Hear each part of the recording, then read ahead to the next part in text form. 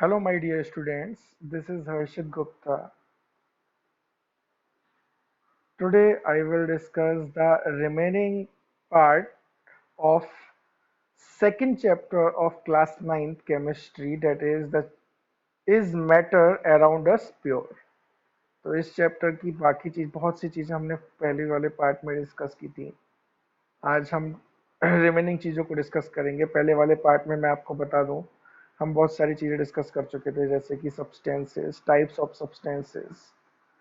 There are two types of substances, pure and impure substances. Impure substances are also called mixtures, and pure substances are further divided into two parts, elements and compounds. In the first part, I have already discussed the elements, what are elements, types of elements, classification of elements, metals, non-metals, and metalloids with their examples. Okay? So, I am now discussing compounds, means the second type of pure substances. It is the second type of pure substances, compounds. What are compound? How can you define a compound? When two or more elements are chemically combined in a definite proportion, then the obtained substance is known as a compound. Means when two elements are chemically combined, suppose that if we have one sodium element and one chlorine element, and when both of these are chemically combined due to which a chemical bond is formed between them, then NaCl is formed, then this is known as a compound.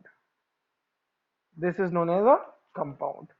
ठीक है? They can combine in any ratio or proportion which will depends upon their mass or their number of molecules. For example, we have example also. Water is made up of two elements, hydrogen and oxygen. As you know that the chemical formula of water is H2O, in which two hydrogen atoms are combined with one oxygen atom. The atomic mass of hydrogen is 1 and there are two hydrogen atoms. Then the total mass of hydrogen is 2, while the atomic mass of oxygen is 16. ये atomic mass मैंने आपको सबसे पहली वाली video में ही सारे atomic number, atomic mass learn करने को दिए थे। And when you will take their ratio, यानी 2:16, then it will divided by 2, then we get 1:8. Means in water molecule, hydrogen and oxygen are combined in the ratio of 1:8 by mass. So you can check here. Water is made up of two elements, hydrogen and oxygen. These elements are chemically combined in a ratio 1:8 by mass to form water molecule. I think आप लोगों को बहुत अच्छे से समझ में आ गया होगा कि 1:8 बाई मास कैसे आया। ठीक है? ऐसे ही हम कोई और भी मॉलिक्यूल ले सकते हैं। It is not necessary that कि हम केवल वाटर मॉलिक्यूल के लिए बताएं। Suppose that ammonia molecule. Ammonia molecule has formula NH3 in which three hydrogen. This molecule is made up of nitrogen and hydrogen. The atomic mass of nitrogen is 14 and atomic mass of hydrogen is 1, and there are three hydrogen, then the mass of hydrogen is 3. Then we can say that in the ammonia molecule, the ratio of nitrogen and hydrogen is 14:3. Simply we can say that 14:3 by mass. So ammonia molecule is made up by nitrogen and hydrogen by chemically combination of nitrogen and hydrogen in a ratio 14:3 by mass. ठीक है? तो आप ऐसे किसी भी compound के लिए बता सकते हो। ठीक, आगे देखो, similarly different elements are combined in different proportion to form different compounds. जैसे अभी मैंने अमोनिया का एग्जांपल लिया, तो ऐसे आप बहुत सारे ले सकते हो। Different elements are combined in different proportion to form different compounds. अब मैं बात कर रहा हूँ types of compounds. Generally, all the compounds are divided into two classes. Mainly, all compounds are divided into two classes. The first one is organic compounds and second one is inorganic compounds. What are organic compounds? Organic compounds, actually organic word is stand for carbon. तो organic compounds की बात कर रहे हैं हम. The compounds which contain carbon atom and carbon atom must possess catenation property. Catenation property is a property of carbon due to which carbon atoms can combine with other carbon atoms to propagate the carbon chain. This property is known as catenation property. It is also known as self-linking property. तो carbon atom अपने ही दूसरे carbon atoms के साथ chemically combine होकर अपनी carbon chain को लंबी कर सकता है, अपनी कार्बन चेन को कितनी भी लंबी कर सकता है. इस प्रॉपर्टी को हम कैटिनेशन प्रॉपर्टी कहते हैं. ये प्रॉपर्टी सभी एलिमेंट्स में नहीं होती है. ठीक है, तो ये एक स्पेशल प्रॉपर्टी है कार्बन की. अब organic compounds are those compound which contain carbon and carbon atom must possess catenation property, means self-linking property in the compound, due to which carbon atom can add more carbon atoms. Then such compounds are known as organic compounds. तो जरूरी नहीं कि सारे carbon atom जिसमें जिसमें एक carbon atom है वो ऑर्गेनिक ही हो. There are some inorganic compounds also which contain carbon atom, but in the inorganic compound carbon atom does not possess catenation property. So it is the difference between the inorganic and organic compounds which contain carbon atom. तो मैं बात कर रहा था organic की. Organic compounds are those which contain carbon and carbon contain catenation property. Then such compounds are known as organic compounds. Now there are some examples of organic compounds. You can check the examples. The first example is methane. Methane has chemical formula CH4. Second example is ethane. Ethane has chemical formula C2H6. You can also write this molecule like CH3 bond CH3. Ethylene. Ethylene has molecular formula C2H4.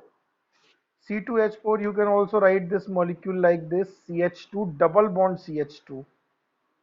Acetylene has chemical formula C2H2, or you can also write this molecule CH double triple bond CH.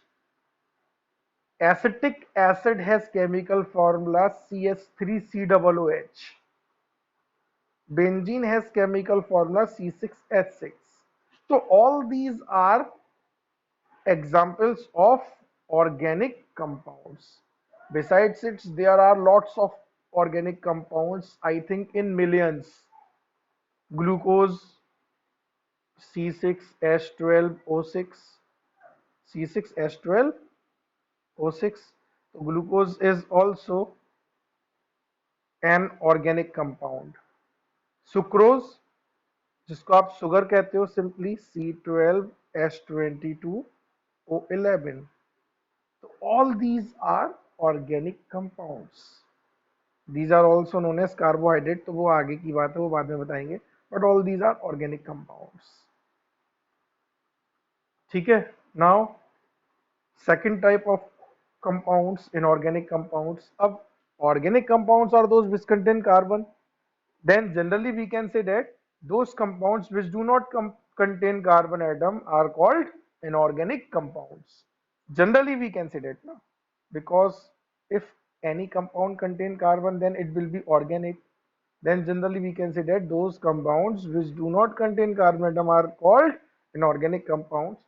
There are some inorganic compounds which may contain carbon atom. तो उसके लिए भी मैंने एक line लिखी है यहाँ. Some inorganic compounds may contain carbon atom, but in the inorganic compounds, carbon atom cannot propagate carbon chain. So carbon atom cannot propagate carbon chain. Its carbon chain. It cannot carbon atom does not has the property of self linking in inorganic compounds. तो ये दोनों में difference होगा, ये चीज मैंने अभी बताई भी थी, इसलिए आप याद रखना कि दोनों में डिफरेंस रहेगा इनऑर्गेनिक और ऑर्गेनिक कंपाउंड्स में। अब हम बात कर रहे हैं, there are some examples of inorganic compounds also. Carbon dioxide, it contain carbon but it is inorganic compound because both carbon atom actually has 4 valency and all 4 valencies are already occupied by the oxygen atom, so it cannot increase the number of carbon atoms. It does not has the self-linking property in this molecule, therefore it will be an inorganic compound. Sodium carbonate, it is also an inorganic compound as it contains carbon, although it will be inorganic. Limestone, limestone is also known as calcium carbonate. It has chemical formula CaCO3। तो मैं आप लोगों को कुछ radicals आगे लिखवाऊंगा जिससे आप लोगों को फॉर्मूलेज याद करने में दिक्कत नहीं होगी। Quicklime, it is also known as calcium oxide and its chemical formula is CaO. Sodium sulfate, Na2SO4, sodium sulfate. So sodium sulfate, Na2SO4, it is inorganic compound. These are the examples of inorganic compounds. Baking soda, NaHCO3, it is also known as sodium bicarbonate. Sulfuric acid, hydrochloric acid, sodium chloride, potassium chloride, potassium iodide, sodium bromide, all these are the inorganic compounds because these compounds do not contain carbon atom. That is why these are known as inorganic compounds. ठीक है, तो example समझ में आ गए होंगे। अब हम चलते हैं इसके बाद इम्प्योर सब्सटेंसेस, दूसरे टाइप पर।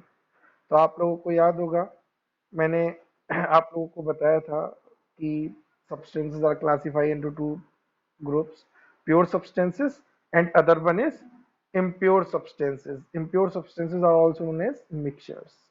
So firstly we will discuss the definition of impure substances. What are impure substances? The substances which contain more than one kind of particles. तो जनरली सी बात है, आपकी इम्प्योरिटी क्या होती है? जैसे कि आपके पास अगर कोई चीज प्योर है तो प्योर का मतलब 100% वही चीज होनी चाहिए। जैसे आपने कहा कि हमारे पास 100% कोई एक चीज है, 100% गोल्ड है। अब गोल्ड में अगर थोड़ी सी चीज कोई कोई और मेटल मिला दी जाए गोल्ड में तो वो इम्प्योरिटी है। सपोज दैट 3% हमने कोई और मेटल मिला दी तो वो क्या है? इम्प्योरिटी। वो फिर 100% नहीं बचा। तो इसलिए आप इस बात को याद रखना कि pure substance always contain only one kind of particles, although if any substance contain more than one kind of particle then such substances are known as impure substances. These are also known as mixtures. A mixture contain two or more elements or compound in any ratio or proportion. तो जो आपके mixtures होंगे वो दो या दो से ज्यादा कोई भी एलिमेंट या कंपाउंड्स को किसी भी एक रेशियो या प्रोपोर्शन में रख सकते हैं। जैसे हमने सॉल्ट और शुगर को मिला दिया, सॉल्ट का फॉर्मूला NaCl, शुगर का फॉर्मूला C12H22O11। तो अगर आपने सॉल्ट और शुगर को मिला दिया तो क्या बनेगा? Mixture, because there are two different compounds which are mixed together in any proportion. आप चाहे इसको 10 ग्राम लो, इसको 1 किलो लो, बट ये मिक्सचर ही बनेगा। आप इसको 1 किलो लो, इसको 10 ग्राम लो, तब भी मिक्सचर बनेगा। तो मिक्सचर में कोई भी रेशियो, कोई भी प्रोपोर्शन में आप लोग 50-50% लो तब भी मिक्सचर बनेगा। तो ये सब आपके क्या कराएंगे? मिक्सचर। अब यहाँ पर बात आती है, अगर एलिमेंट होते, दो एलिमेंट, सपोज दैट दो एलिमेंट आपके मिक्स्ड हो रहे हैं एक दूसरे के साथ, तब वो क्या बनाएंगे, वो भी एक मिक्सचर बनाएंगे। लेकिन यहाँ पर एक कंडीशन है, two elements can chemically combine together, then they will form a compound. But if two elements, यहाँ पर बहुत बड़ा डिफरेंस है मिक्सचर और कंपाउंड में, इसके इनके चलो डिफरेंसेस को भी मैं अभी आगे डिस्कस करूंगा कि क्या होगा मिक्सचर और कंपाउंड में डिफरेंस। पहले हम मिक्सचर की प्रॉपर्टीज की बात कर ले रहे हैं। What are properties of mixture? Mixture, it may be homogeneous, heterogeneous. So these are the types of mixture. I will discuss it here. You can check. And second property of mixture is the property of constituent substances are retained. मतलब यहाँ पर अगर कोई mixture बन रहा है तो वो जिन कॉन्स्टिट्यूएंट से मिलकर बना, सपोज डेट ए और बी, ये दो कॉन्स्टिट्यूएंट मिलकर एक मिक्सचर बना रहे हैं, तो इस मिक्सचर में इन दोनों की प्रॉपर्टीज होंगी। अब ए अपनी प्रॉपर्टी शो करेगा, बी अपनी प्रॉपर्टी शो करेगा। जैसे आपने सॉल्ट और शुगर को मिला दिया तो सॉल्ट अपनी प्रॉपर्टी शो करेगा। अगर आप सॉल्ट का पार्टिकल उठा के खाओगे आपको सॉल्ट ही लगेगा, शुगर का पार्टिकल उठा के खाओगे आपको मीठा लगेगा। तो इनकी प्रॉपर्टीज जो है वो अपनी रहती है कंपाउंड में, प्रॉपर्टीज डिस्ट्रॉय नहीं होती। Third, no new compound is formed in a mixture. it is the most important point. When you will prepare a mixture, then no new compound is formed. कोई भी नया कंपाउंड नहीं बनता। Salt salt रहेगा, sugar sugar रहेगा, आपने mix किया, आप उन्हें अलग भी कर सकते हो। और अलग कर सकते हो तो यहाँ पर देखो नेक्स्ट पॉइंट लिखा है, elements can be separated bye simple physical process. जैसे मैंने अभी कहा, आपने सॉल्ट और शुगर को मिला दिया और ये एक मिक्सचर बन गया, तो आप इनको फिजिकल मेथड के द्वारा अलग भी कर सकते हो, चाहे आपको आराम से बैठ के अलग अलग दानों को अलग अलग करना पड़े। वैसे आप लोग इस प्रैक्टिकल को इस समय कर सकते हो, लॉकडाउन में बैठ के आपके घर पे टाइम पास हो जाएगा। थोड़ा सा सॉल्ट लो, थोड़ा सा शुगर मिलाओ और शुगर के दानों को अलग अलग कर लो, सॉल्ट को अलग कर लो। उसके बाद घर पे बताना मम्मी को, मम्मी मैंने आज ये कर लिया, कहना मैंने एक फिजिकल प्रोसेस किया आज। चलो, तो बात थी मजाक की, करने मत बैठ जाना वरना मम्मी कहेगी पागल हो गए हमारे बच्चे। आगे देखो, it does not have a fixed melting and boiling point. Mixture does not has a fixed melting and boiling point because, क्योंकि यहाँ पर क्या है, जैसे अगर मैं बात करूं, एक सब्सटेंस ए है और एक सब्सटेंस बी है। ए का मेल्टिंग पॉइंट है 200 डिग्री सेल्सियस और बी का है 100 डिग्री सेल्सियस। अब आपने इन दोनों को मिला दिया, मिलाने के बाद जो मिक्सचर बना, हमने मान लिया वो मिक्सचर है सी, जिसमें आपका ए और बी अलग अलग प्रोपोर्शन में है। ए आपका है 10% और बी आपका है 90%। तो 90% है यानी इसका बॉइलिंग पॉइंट 100 डिग्री सेल्सियस है, तो इस मिक्सचर का बॉइलिंग पॉइंट भी 100 के आसपास होगा। लेकिन अगर ये 90% होता और ये 10% होता, तब आपका बॉइलिंग पॉइंट 200 के आसपास होता, मतलब 190, 170, 180 कुछ ना कुछ इस तरह से। तो इनका मेल्टिंग और बॉइलिंग पॉइंट इनके प्रोपोर्शन पे डिपेंड करेगा, इसलिए इनका मेल्टिंग और बॉइलिंग पॉइंट कभी भी फिक्स नहीं हो सकता। It will depends upon the proportion of constituent. ठीक है, तो इस बात को आपको याद रखना है। अब हम बात करते हैं types of mixtures. Types of mixtures, mixtures are of two types, homogeneous and heterogeneous. अभी हमने बात भी करी थी इसकी। होमोजेनस मिक्सचर्स क्या होते हैं? When two or more pure substances are completely mixed with each other and particles of constituents cannot be seen separately, then such type of mixtures are known as homogeneous mixtures. इस चीज को समझो फिर से। when two or more pure substances are completely mixed with each other, जब दो या दो से ज्यादा प्योर सब्सटेंस एक दूसरे के साथ कंप्लीटली मिक्स हो गए और उनके पार्टिकल्स को हम सेपरेटली नहीं देख सकते, तब ऐसे मिक्सचर आपके होमोजेनस मिक्सचर कहलाते हैं। जैसे alloys, alloys are the homogeneous mixtures of two or more metals. जैसे अगर मैं बात करूं पीतल आप लोगों ने बहुत अच्छे से सुनी होगी, स्टील। तो ये सब क्या है, ये एलॉयज हैं जो दो या दो से ज्यादा मेटल से मिलकर बनती है। प्योर मेटल नहीं है, आयरन प्योर मेटल है, कॉपर नहीं है, ब्रॉन्ज नहीं है। तो ये सारी क्या है, ये सब एलॉयज होती हैं। और एलॉयज में आप क्या आइडेंटिफाई कर सकते हो कि ये कॉपर है, ये जिंक है, ये आयरन है? आप नहीं आइडेंटिफाई कर पाओ। क्यों? क्योंकि उसमें सारे के सारे मेटेलिक एलिमेंट एक दूसरे के साथ कंप्लीटली मिक्स्ड हो जाते हैं और उनके पार्टिकल्स को आप सेपरेटली नहीं देख सकते। और सेपरेटली नहीं देख सकते तब ऐसे आपके मिक्सचर होमोजेनस मिक्सचर कहलाएंगे। Air is also a homogeneous mixture because you cannot see nitrogen and oxygen particles separately in the air। क्या आप देख सकते हो सेपरेटली? नहीं देख सकते। तो ये आपका एक होमोजेनस मिक्सचर होगा। Mixture of water and salt, अगर मैं बात करूं तो मैं इनको सॉल्यूशन में भी डिस्कस करूंगा। ये it is a one kind of solution. तो ये मैं सॉल्यूशन में भी डिस्कस करूंगा, लेकिन मैं यहाँ पर बता दे रहा हूँ वाटर एंड सॉल्ट। आप सॉल्ट को एक एक स्पून सॉल्ट लिया आपने, एक कांच के ग्लास में लेना वाटर, उसमें एक स्पून सॉल्ट डालो, डालने के बाद उसे मिक्स करो। उसके बाद देखो कि आपको सॉल्ट और शुगर सेपरेटली दिख रहे हैं। Salt and water, sorry sugar बोल रहा हूँ मैं, सॉरी। सॉल्ट एंड वाटर के पार्टिकल्स क्या आपको सेपरेटली दिख रहे हैं? जब आपको नहीं दिखे तो आप समझ जाओ ये कैसा मिक्सचर है, एक होमोजेनस मिक्सचर। ठीक है। तो you can take one another example of salt and sugar, sorry water and sugar। Water and sugar, ये भी तो आपका एक तरह का होमोजेनस मिक्सचर होगा, क्योंकि वाटर में जब आप शुगर डिजोल्व कर दोगे तो शुगर के पार्टिकल्स आपको वाटर में नहीं दिखेंगे। और आप दोनों के पार्टिकल्स को जब नहीं देख सकते तो ये कैसा बन जाएगा, एक होमोजेनस मिक्सचर। ठीक है। अब हम बात करते हैं what are heterogeneous mixture. Heterogeneous mixture when two or more pure substances are not completely mixed with each other।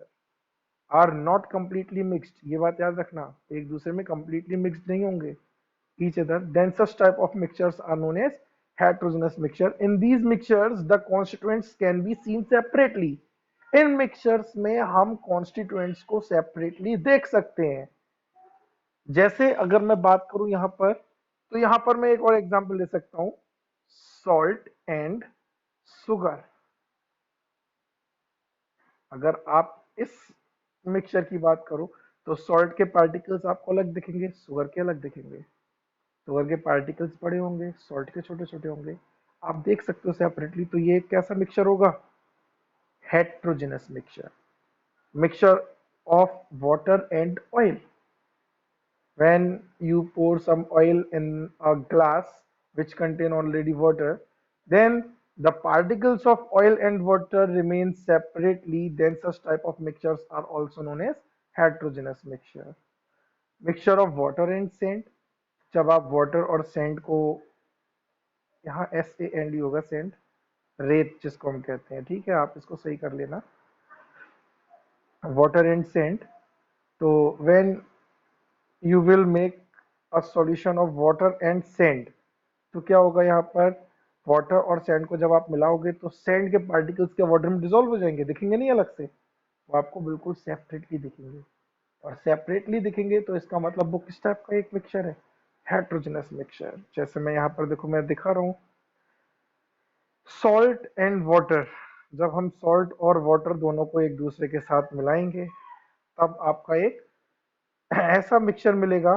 Sorry, sand and water को जब मिलाएंगे तो सैंड आपको सेपरेटली दिखेगी वाटर में, और सैंड आपको सेपरेटली दिखेगी, तो ये कैसा मिक्सचर हो जाएगा, हेट्रोजेनस मिक्सचर।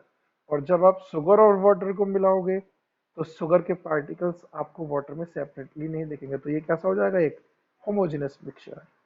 अभी मैंने बात की थी ऑयल और वाटर, तो आपने देखा होगा कि ऑयल को जब हम वाटर में डिजोल्व, वाटर अगर वाटर और ऑयल को मिलाएंगे तो ये दोनों एक दूसरे से सेपरेट रहते हैं एक लिक्विड जंक्शन के द्वारा। ये जो बीच में बनता है इसको हम कहते हैं लिक्विड जंक्शन। Liquid junction.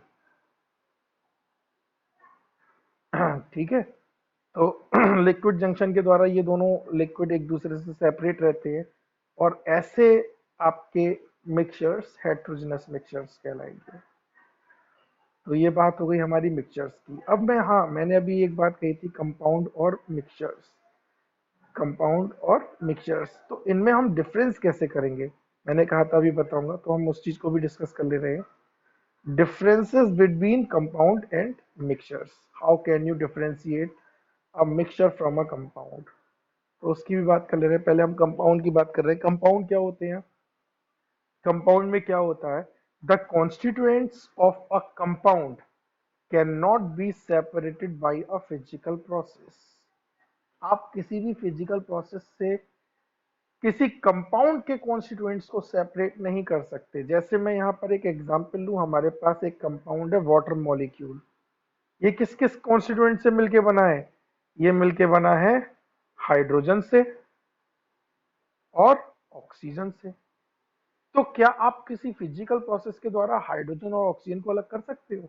आप एक गिलास पानी लो, H2O लो, उस H2O में से हाइड्रोजन को अलग कर दो, ऑक्सीजन को अलग कर दो, पकड़ पकड़ के खींच के, कैसे भी, किसी भी फिजिकल प्रोसेस द्वारा, इवेपोरेशन द्वारा, किसी भी प्रोसेस के द्वारा आप इन कॉन्स्टिट्यूएंट्स को कभी भी सेपरेट नहीं कर सकते।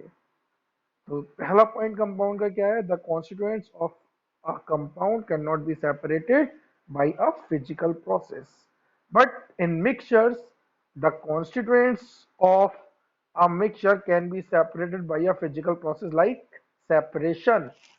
सेपरेशन क्या होता है? सेपरेशन में हम यहाँ फिल्ट्रेशन कर सकते हैं। फिल्ट्रेशन में क्या होगा, जैसे हमने एक मिक्सचर बनाया, शुगर सॉरी मिक्सचर बनाया मैंने किसका?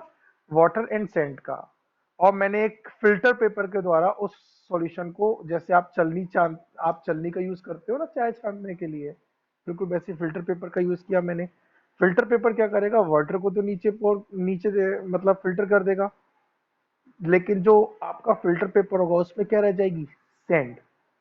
तो हमने एक फिजिकल प्रोसेस द्वारा उस मिक्सचर के कॉन्स्टिट्यूएंट्स को सेपरेट कर लिया। तो इस बात को आप याद रखना, the constituents of a mixture can be separated by a physical process. Second point, the properties of a compound are entirely different from those of the constituents. इसका मतलब ये, अगर कोई कंपाउंड बनना है, जैसे मैंने कहा अभी एक कंपाउंड में, फिर से बार बार H2O की बात कर रहा हूँ क्योंकि आपको बहुत अच्छे से याद होगा, H2O is the chemical formula of water. अगर मैं बात करूं तो H2 आपकी हाइड्रोजन गैस है, ऑक्सीजन O2 गैस है, लेकिन इन दोनों को मिलाकर जो कंपाउंड बना वो एक लिक्विड है। तो इनकी प्रॉपर्टीज डिफरेंट है, कॉन्स्टिट्यूएंट से डिफरेंट प्रॉपर्टीज है। ऑक्सीजन आग लगाने के लिए जरूरी है भाई, कोई भी चीज जलानी है तो उसके लिए ऑक्सीजन चाहिए हमें, बर्न करने के लिए, ठीक है। लेकिन H2O जिसमें ये प्रेजेंट है वो आग बुझाने के काम आता है।